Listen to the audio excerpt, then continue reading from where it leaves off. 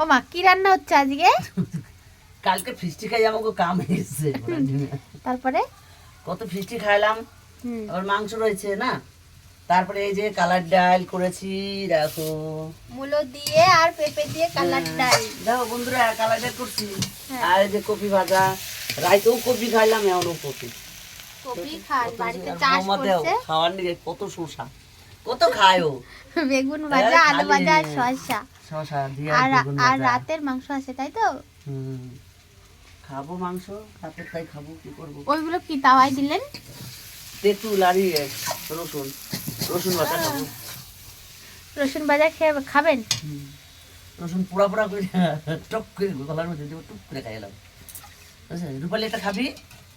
হুম, ঠিক আছে, রসুন ভাজা খাওয়াবো একটা করে রূপালি রে। বন্ধুরা তোমরা যদি আসো তোমাকে একটা করে রসুন ভাজা খাওয়াবো।